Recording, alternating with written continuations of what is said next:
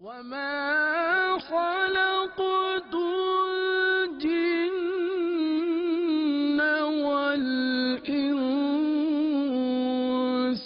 إِلَّا لِيَعْبُدُونِ۔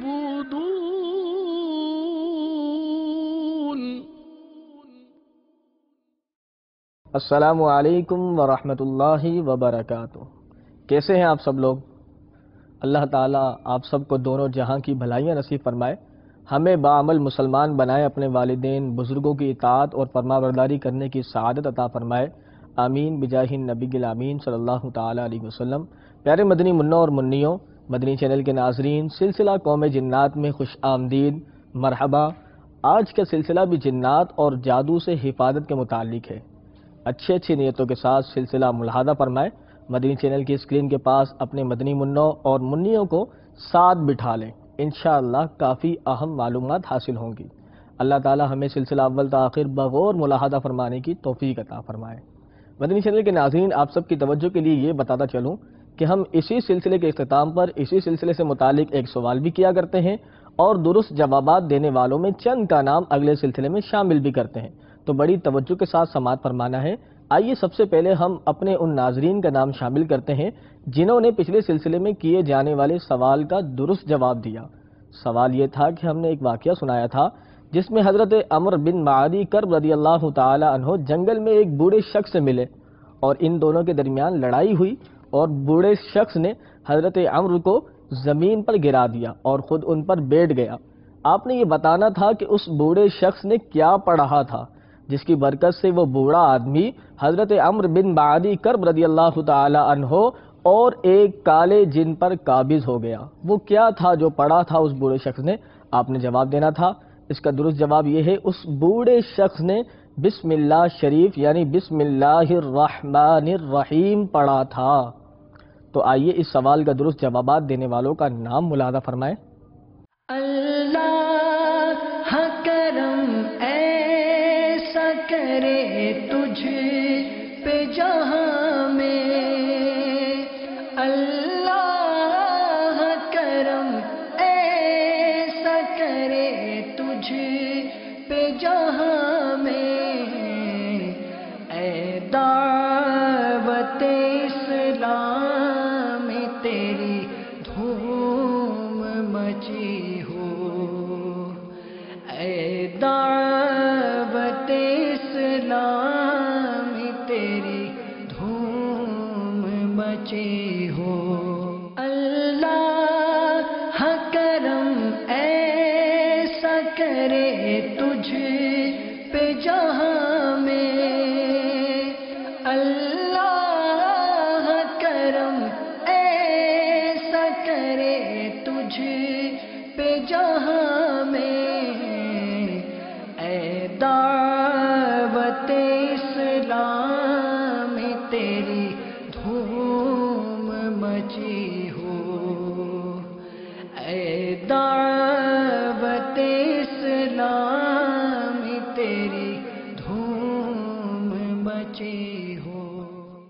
ماشاء اللہ، یہ تھے وہ ناظرین جنہوں نے درست جوابات ارسال فرمائے۔ اللہ ان سب کو جلدی جلدی میٹھا میٹھا مدینہ، پیارا پیارا مکہ دکھائے، آمین۔ اب چلتے ہیں درود پاک کی فضیلت کی طرف۔ آج ہم درود پاک کی فضیلت سنیں گے، عاشق درود و سلام کا مقام۔ جی ہاں، بہت پیاری حکایت ہے، سماعت فرمائے۔ حضرت سیدنا شیخ ابو بکر شبلی علیہ رحمۃ اللہ الوالی ایک روز بغداد معلیٰ کے جید عالم حضرت سیدنا ابو بکر بن مجاہد علیہ رحمۃ اللہ الواحد کے پاس تشریف لائے۔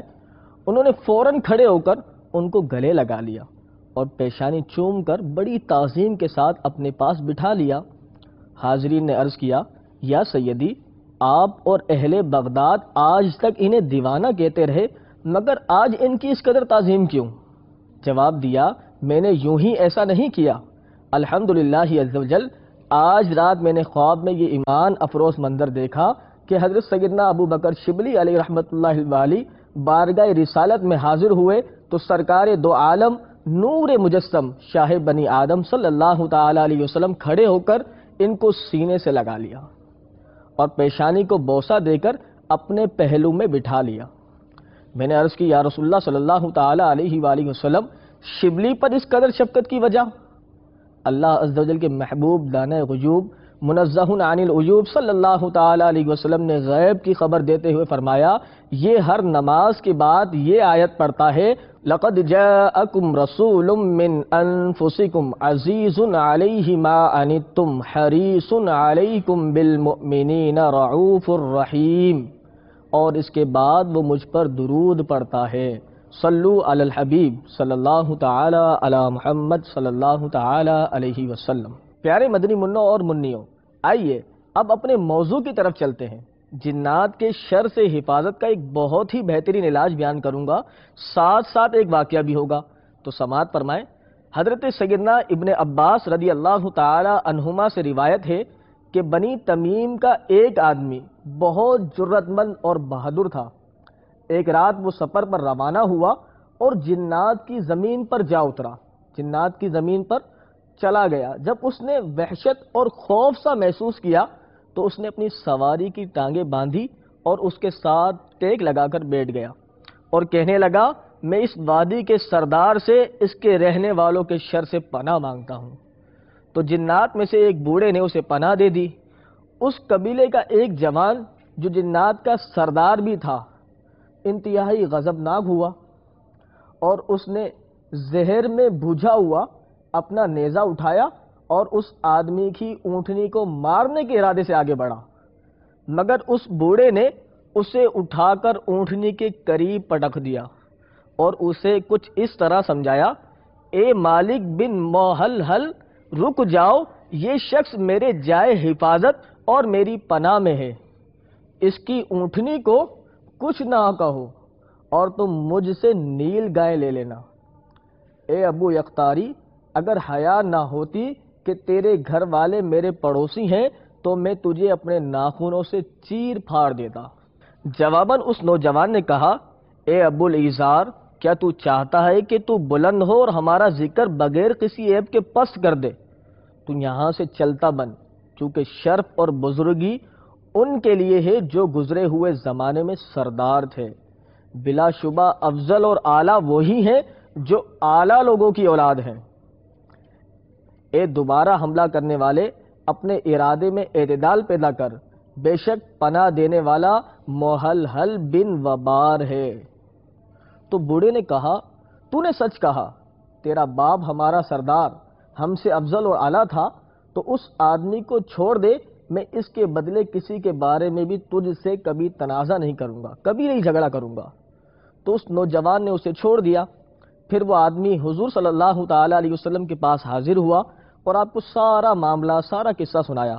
تو اللہ عز و جل کے محبوب دانہ غیوب منزہ عن العیوب صلی اللہ تعالی علیہ وسلم نے فرمایا، جب تم میں سے کسی کو وحشت اور خوف پہنچے یا جنات کی زمین میں کوئی پڑاؤ کرے تو اسے چاہیے یہ کلمات کہے، اعوذ بکلمات اللہ التامات التی لا یجاوزہن بر ولا فاجر من شر ما یلج فی الارض وما یخرج منها وما ينزل من السماء وما يعرج فيها ومن فتن الليل ومن توارق النهار الا طارقا يطرق بخير، یعنی میں اللہ تعالیٰ کے ان مکمل کلمات کے ساتھ جنہیں کوئی نیک اور بد تجاوز نہیں کر سکتا، جو زمین میں داخل ہے اور جو اس سے نکلتا ہے، اور جو آسمان سے نازل ہوتا ہے اور جو آسمان کی طرف چڑھتا ہے، اور رات کے فتنے سے اور دن کے حوادث سے پناہ مانگتا ہوں، بجز اس حادثے کے جو بھلائی کے ساتھ آئے۔ مدنی چینل کے ناظرین، یہ دعا خود ہمارے پیارے نبی کریم صلی اللہ تعالی علیہ وسلم نے بیان فرمائی، تو اس کی اہمیت کا بخوبی اندازہ لگایا جا سکتا ہے۔ جب بھی وحشت اور خوف پہنچے یا جنات کی زمین میں کوئی پڑاؤ کرے تو انشاءاللہ عزوجل ان کلمات کو پڑھنے کی برکت سے امان، حفاظت نصیب ہوگی۔ اللہ ہمیں جنات کے شر سے محفوظ فرمائے، آمین۔ آئیے مزید کچھ وظائف بتاتا ہوں۔ حضرت سیدنا عمران بن حسین رضی اللہ تعالی عنہ سے مروی ہے کہ تاجدار رسالت، شہنشاہ نبوت، پیکر عزم و شرافت، محبوب رب العزت، محسن انسانیت صلی اللہ تعالی علیہ وسلم نے ارشاد فرمایا، جو شخص سورہ فاتحہ اور آیت الکرسی اپنے گھر میں پڑھے گا تو اس دن کو نہ اسے کسی انسان کی نظر لگے گی اور نہ کسی جن کی۔ اسی طرح حضرت سیدنا خالد بن ولید رضی اللہ تعالی عنہ نے عرض کی، یا رسول اللہ صلی اللہ تعالی علیہ وسلم، جنوں میں سے ایک مکار مجھے فریب دیتا ہے۔ تو حضور صلی اللہ تعالی علیہ وسلم نے ارشاد فرمایا، یہ کلمات پڑھو، اعوذ بکلمات اللہ التامات اللاتی لا یجاوزہن بر ولا فاجر من شر ما زرع فی الارض ومن شر ما یخرج منها ومن شر ما يعرج في السماء ومن شر ما ينزل منها ومن شر كل طارق إلا طارقا يترك بخير یا رحمان۔ ترجمہ، اللہ کے ان کامل کلمات کے ذریعے پناہ مانگتا ہوں جن سے کوئی نیک اور کوئی برا تجاوز و سبقت نہیں کر سکتا، اس شر سے جو زمین میں داخل ہوا اور اس شر سے جو زمین سے خارج ہوا، اور اس شر سے جو آسمان سے اترتے ہیں اور جو آسمان پر چڑھتے ہیں، اور ہر قسم کے شر سے مگر بھلائی لانے والے کی بھلائی سے، اے بڑی رحمت والے اللہ۔ یہ وظیفہ بھی تقریباً سابقہ وظیفے سے ملتا جلتا ہے۔ مزید سماعت فرمائیں، حضرت سیدنا ابن زید بن اسلم علیہ رحمت اللہ الاکرم کہتے ہیں کہ اشجع قبیلے کے دو آدمی کسی شادی میں شرکت کے لیے جا رہے تھے کہ اچانک ایک عورت ان کے سامنے آ گئی اور پوچھنے لگی کہاں کا ارادہ ہے۔ ان دونوں نے کہا ایک شادی ہے، ہمیں اس میں جہیز دینا ہے۔ اس نے دعویٰ کیا میں ان تمام باتوں کا خوب علم رکھتی ہوں، جب تمہیں وقت ملے تو میرے پاس آ جانا۔ جب وہ دونوں فارغ ہو گئے تو اس کے پاس پہنچے، وہ کہنے لگی میں تم دونوں کے ساتھ چلتی ہوں۔ چنانچہ انہوں نے اسے ایک اونٹ پر سوار کیا اور خود دوسرے اونٹ پر سوار ہو گئے اور اس کے پیچھے پیچھے چلنا شروع کر دیا۔ جب وہ ریت کے ایک ٹیلے کے پاس پہنچے تو وہ کہنے لگی مجھے کچھ حاجت ہے۔ انہوں نے وہیں اونٹ بٹھا دیے اور اس کا انتظار کرنے لگے۔ جب اس عورت نے لوٹنے میں بہت تاخیر کر دی تو ان میں سے ایک شخص اس کے پیچھے گیا۔ کافی وقت گزر گیا مگر وہ بھی واپس نہ آیا، تو دوسرا شخص بھی ان دونوں کو برا بھلا کہتے ہوئے انہیں ڈھونڈنے نکلا۔ اس نے دیکھا کہ ایک جگہ وہ عورت اس شخص کے پیٹھ پر بیٹھی اس کا جگر کھا رہی ہے۔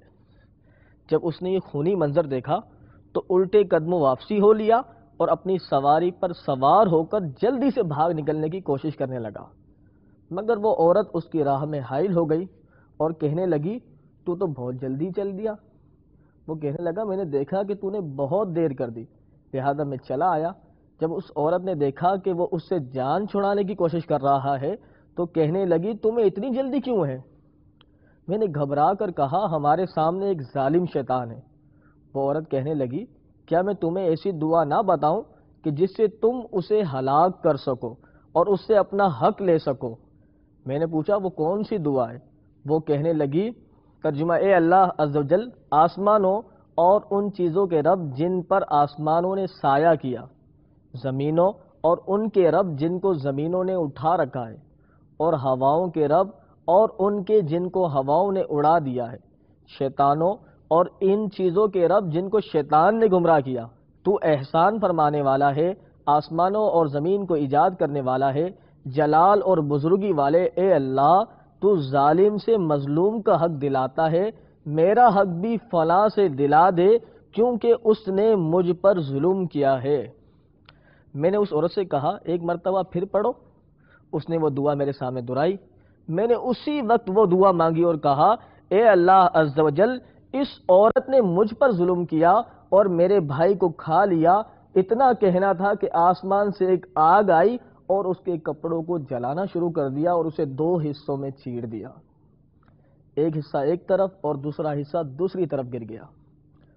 وہ ان جنوں میں سے ایک چڑیل تھی جو لوگوں کا گوشت کھاتے تھے۔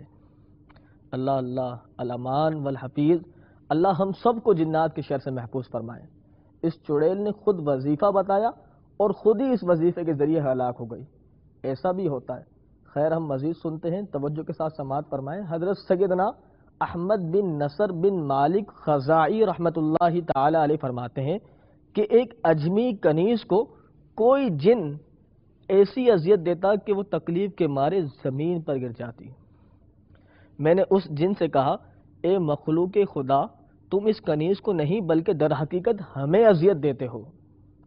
اس پر کنیز نے اجمی ہونے کے باوجود فصیح عربی زبان میں گفتگو شروع کی اور کہنے لگی، دراصل یہ خود نہیں کہہ رہی تھی بلکہ وہ جن کہہ رہا تھا، اے احمد بن نصر، ٹھیک ہے میں چلا جاتا ہوں اور کبھی لوٹ کر نہیں آؤں گا، لیکن حضرت جب آپ رات کو نماز کے لیے اٹھتے ہیں اور وضو کرتے ہیں تو اپنا ہاتھ دیوار پر نہ رکھا کریں، کیونکہ آپ کا ہاتھ ہمارے جن بھائیوں پر پڑتا ہے جس سے ہمیں تکلیف پہنچتی ہے۔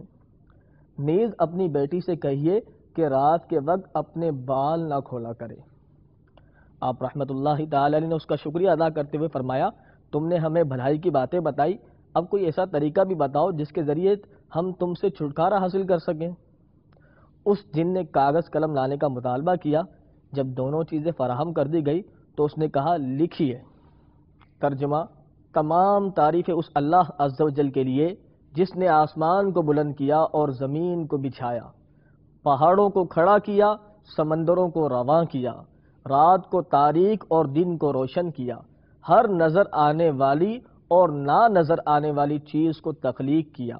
وہ ان کاموں میں مخلوق میں سے کسی کا محتاج نہیں، جس نے ادیان میں فرق کیا اور ان میں سب سے خاص دین دین اسلام کو بنایا۔ اے اللہ عز و جل، تو ہر عیب سے پاک ہے، تیری قدرت کے بارے میں تفکر کرنے والا تجھے بڑی عظمت و شان والا پاتا ہے۔ تو اپنی بلند شان کی وجہ سے ہر ایک پر غالب ہے اور تو میرے قریب بھی ہے۔ تو اپنی مخلوق پر اپنی بادشاہی کی وجہ سے قاہر ہے۔